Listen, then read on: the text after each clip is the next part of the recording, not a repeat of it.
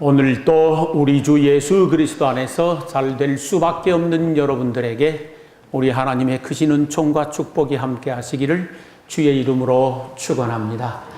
이 시간에는 용서받은 은혜, 용서하는 은혜, 그런 제목으로 함께 은혜를 나누고자 합니다.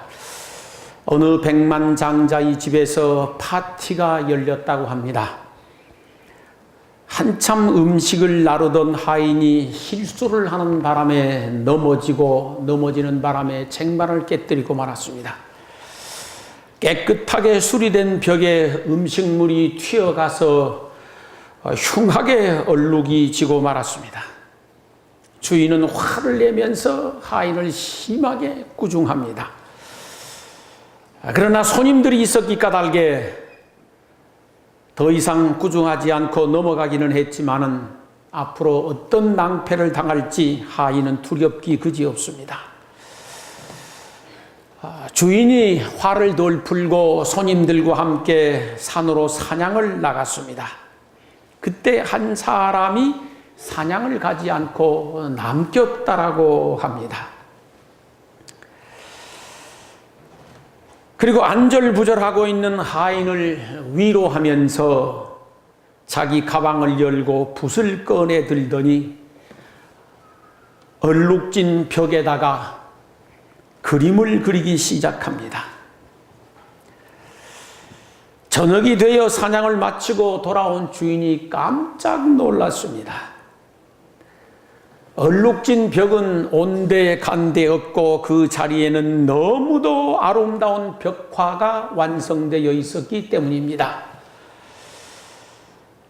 화가는 벽화를 그려줌으로 말미암아 하인의 실수를 잘 덮어주었습니다. 그리고 주인의 마음을 풀어주었습니다. 이 세상 모든 사람들은 누구나 할 것 없이 실수를 하고 시행착오를 일으키며 살아갑니다. 때로는 나도 모르는 사이에 잘못을 저질러서 쟁반을 깨뜨리기도 하고, 어떤 경우에는 알면서도 잘못을 저지르는 경우들이 있기도 하고, 수없이 다양한 방면에서 실수를 하고 시행착오를 하고 잘못을 저지르는 경우들이 많이 있습니다. 다만 안 그런 척하고 살아갈 뿐입니다. 이런 세상에서 두 종류의 사람을 찾아볼 수 있습니다. 한 종류의 사람은 누군가의 허물과 죄를 책망하고 질책하면서 정죄하는 사람이 있습니다. 두 번째 사람은 누군가의 허물과 죄를 덮어주고 감싸주고 용서해주는 사람이 있습니다. 하나님께서 감동하시고 하나님께서 은혜를 베풀어 주시고 축복해 줄 수 있는 사람은 두 번째 사람인 줄로 믿습니다. 오늘 본문에 보면은 예수님이 다음과 같은 이야기를 하십니다. 어느 신하가 자기가 섬기는 임금에게 평생 갚아도 갚을 수 없는 어마어마한 빚을 지고 있었습니다. 그리고 그 빚을 갚을 길 없어서 애를 태우고 있을 그때에 어느 날 임금님이 이 하인을 불러놓고 빚을 갚으라고 합니다. 사실 신하 입장에서는 빚을 갚을 만한 능력이 전혀 없음에도 불구하고 임금은 빚을 갚으라고 합니다. 신하가 안절부절하면서 조금만 참아주시면 갚겠나이다 사정을 합니다. 이때 임금이 신하를 불쌍히 여기시고 그 엄청난 빚을 하나도 남김없이 탕감해 주었습니다. 이제는 그 빚을 갚지 않아도 되느니라. 얼마나 기분이 좋았었겠습니까? 얼마나 홀가분하겠습니까? 임금의 은혜가 말 그대로 하해와 같았을 것입니다. 그런데 그 신하의 집에 종이 있었습니다. 여러 명의 종들 가운데 한 종이 100데나리온이라고 하는 아주 적은 빚을 주인에게 지고 있었습니다. 집으로 돌아간 이 임금의 신하가 자기 집 종의 멱살을 잡고 흔들면서 빨리 갚으라고 윽박지릅니다. 종이 사정을 합니다. 예, 조금만 참아주시면 갚도록 하겠습니다. 통사정을 합니다. 이때 이 신하가 다른 종을 시켜서 이놈이 빚을 다 갚을 때까지 옥에다가 가두고 절대 내보내지 말라고 엄령을 합니다.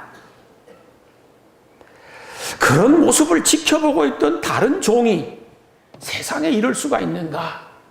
자기는 평생 갚아도 갚을 수 없는 그 엄청난 빚을 임금으로부터 탕감을 받았는데 자기 집 하인의 작은 빚도 탕감해 줄 수 없단 말인가? 아니면 참아줄 수 없단 말인가? 너무도 복이 안 됐습니다. 그래서 그 사실을 임금에게 고해 바쳤습니다. 임금이 그 이야기를 듣고 너무 괘씸한 생각이 드는 것입니다. 그래서 신하를 불러들였습니다. 그리고 질책을 합니다.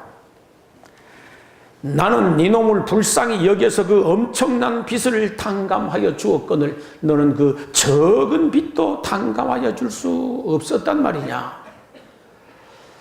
내가 너를 불쌍히 여긴 것처럼 너도 너의 종을 불쌍히 여겨줄 수 없었단 말이냐.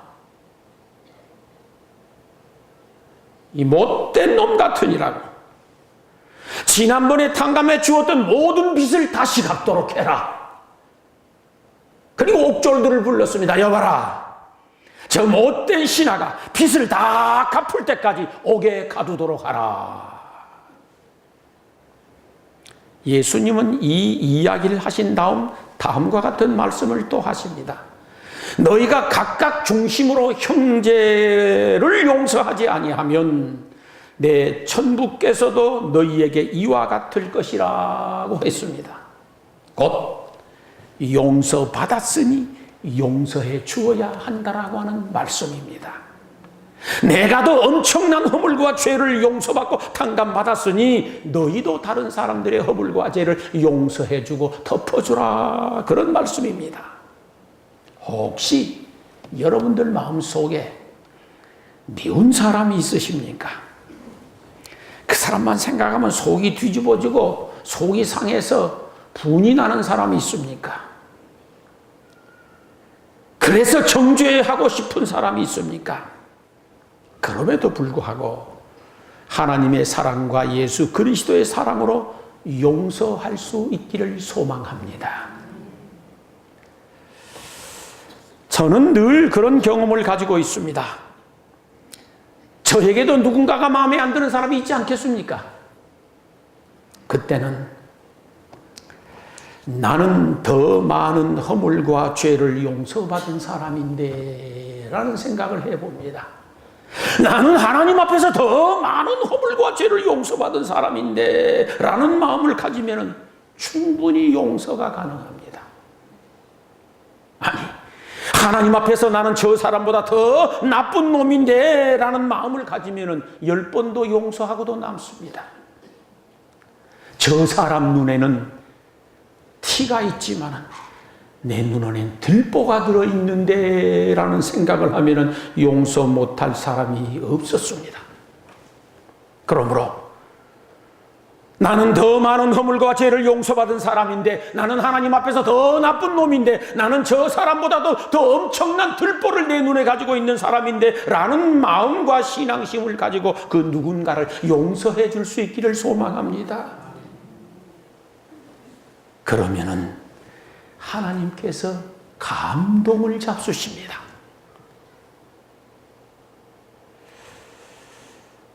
그리고 여러분들의 모든 허물과 죄까지 용서해 주시는 줄로 믿습니다. 저는 이렇게 생각합니다. 내가 나의 죄를 하나님 앞에 고백하고 회개했다 손치더라도 아직도 내 마음속에 남을 미워하고 있는 마음이 있는 이상 내가 회개한 죄는 용서받을 수 없다고.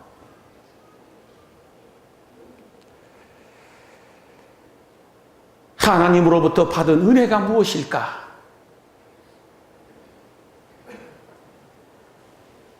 하나님으로부터 받은 은혜라고 하는 것은 나야말로 죄인이구나. 나야말로 죄인 중에 괴수 같은 사람이구나 라고 하는 것을 깨닫는 것이 옳습니다. 그리고 이 엄청난 허물과 죄를 용서받은 사람이구나 라고 하는 사실을 깨닫는 것입니다. 사도 바울을 보십시오.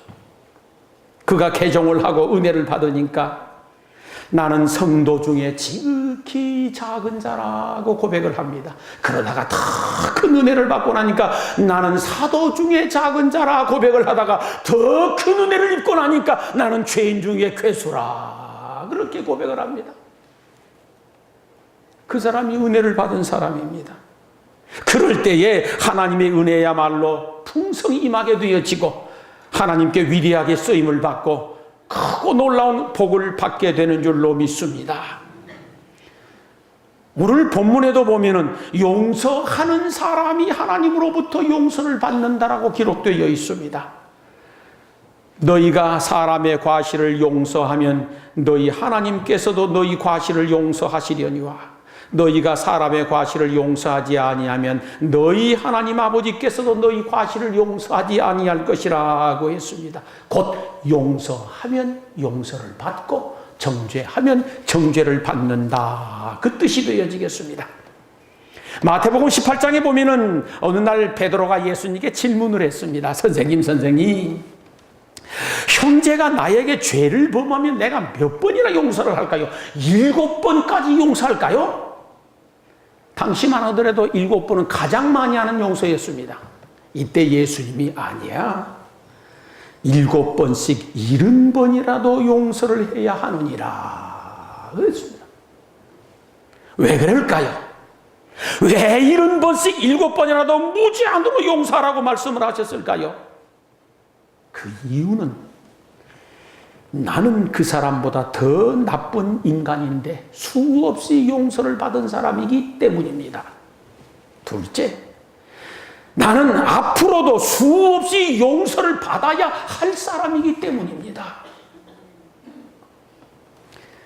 마태복음 6장에 보면 제자들에게 주기도문을 가르치시면서 우리가 우리에게 죄 지은 자를 용서한 것 같이 우리 죄를 용서해 주시고 라고 하셨습니다. 그리고 이어서 말씀하시기를 너희가 사람의 과실을 용서하면 너희 천부께서도 너희 과실을 용서하시려니와 너희가 사람의 과실을 용서하지 아니하면 너희 아버지께서도 너희 과실을 용서하지 아니할 것이라고 하셨습니다.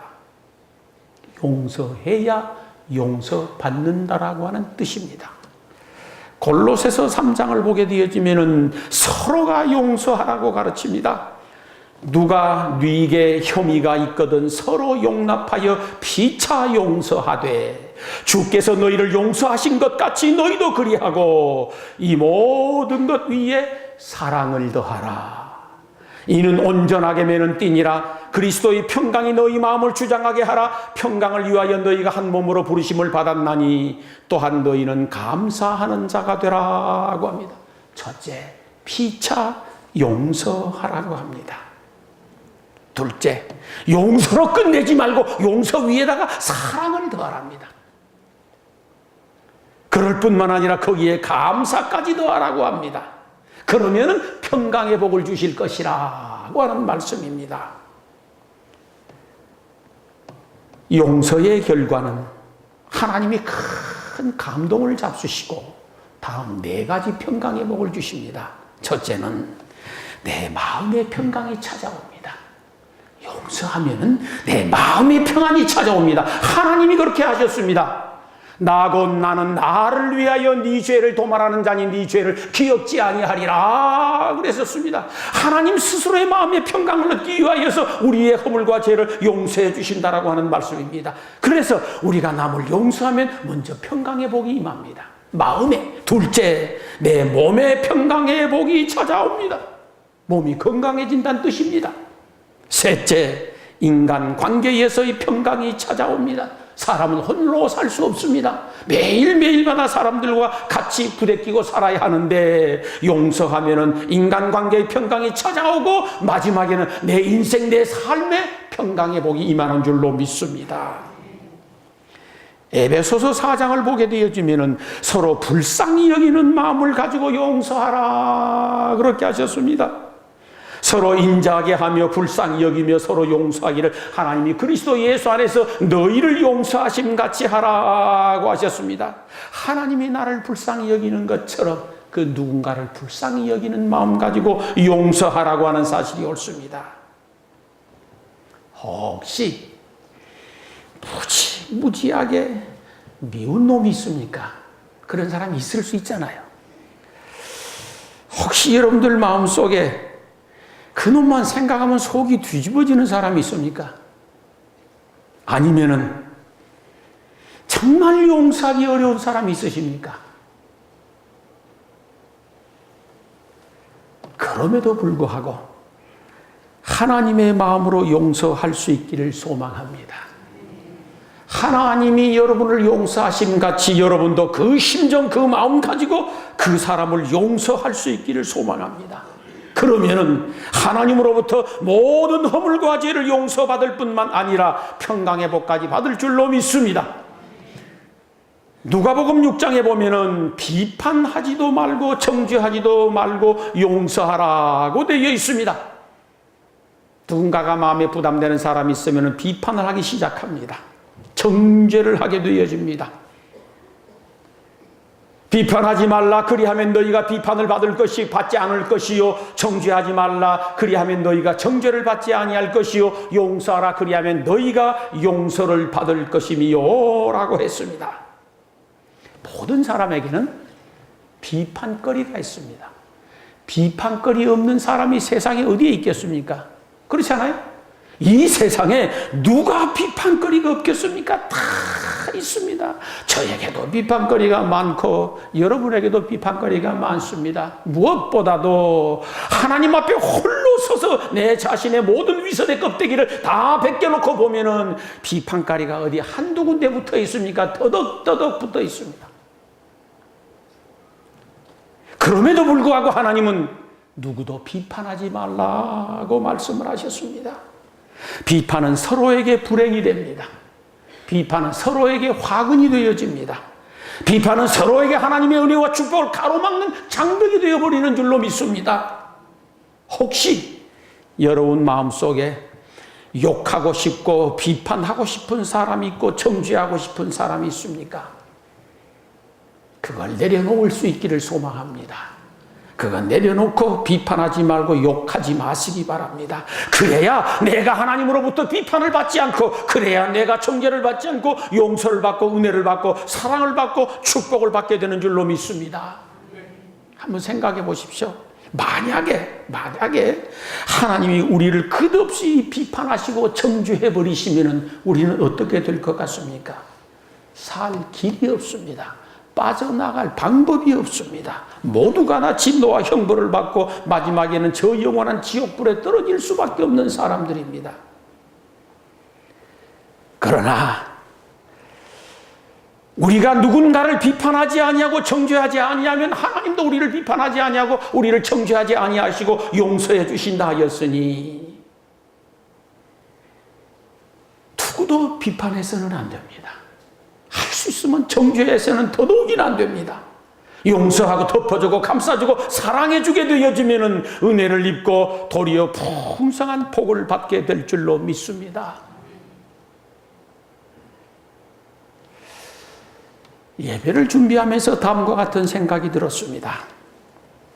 혹시 내가 하나님으로부터 징계를 받고 있다는 생각이 들 때가 있습니까?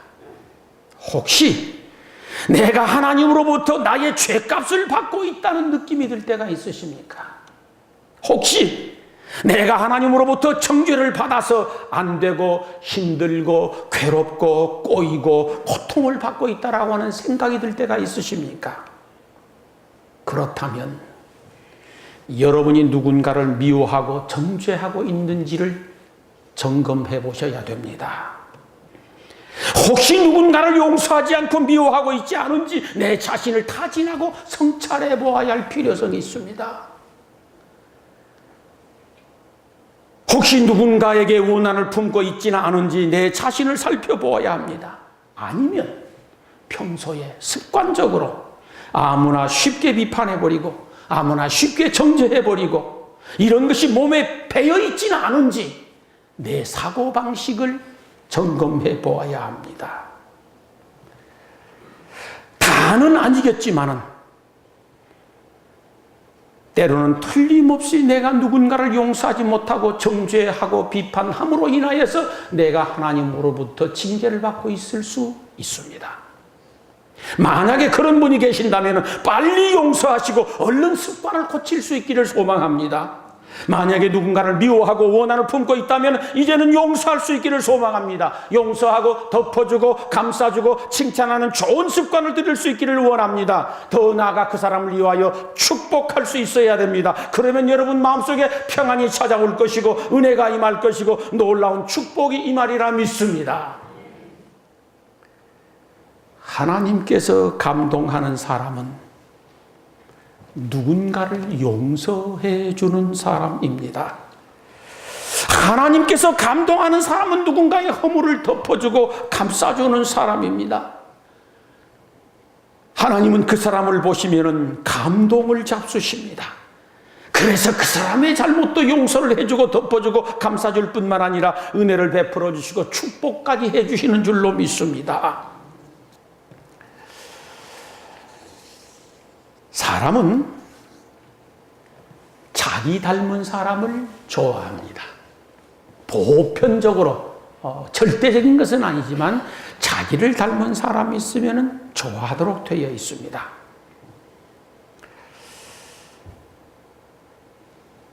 저는 저희 손주들이 예쁘고 귀엽고 사랑스럽고 말할 수 없이 좋습니다. 그 중에 저를 꼭 닮은 데가 있어서 그것만 보면 웃음이 나고 기분이 더 나 있습니다. 손주 6마리가 똑같이 한결같이 저를 닮은 것이 있으니 못생긴 제 손톱입니다. 꼭 손톱을 다 저만 닮았습니다. 그런데 못생긴 손톱인데도 불구하고 내 닮은 것이 기분 나 있습니다. 정이 더 갑니다. 마음이 더 끌립니다. 우리 하나님도 하나님 닮은 사람을 좋아하시는데 하나님의 속성, 하나님의 성품, 하나님의 제1장 1절이 무엇인가? 그건 사랑과 용서인 줄로 믿습니다. 그러므로 우리가 누군가의 잘못과 허물과 실수와 시행착오를 용서해주고 덮어주고 감싸줄 때에 하나님은 크게 감동하시고 기뻐하시면서 그에게 은혜와 복을 베풀어 주시는 줄로 믿습니다.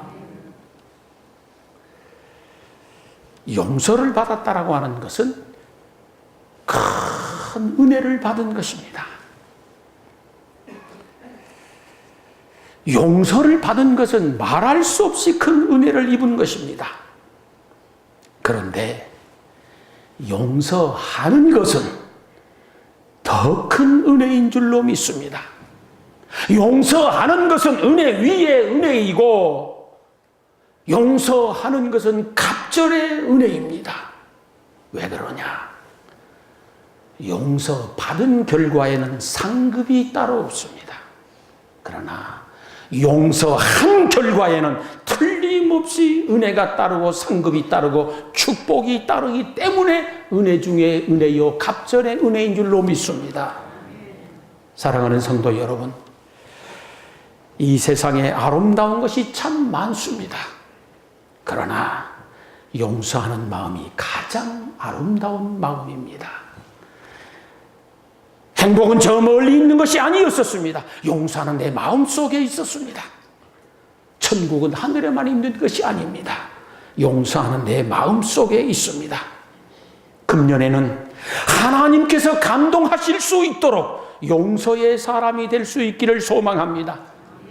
그리하여서 나의 모든 허물과 죄도 용서를 받을 뿐만 아니라 은혜 위에 은혜를 복 위에 복을 받아서 2015년도는 잘 되는 한 해, 행복한 한 해, 축복의 한 해가 될 수 있기를 주의 이름으로 축원합니다. 기도하시겠습니다.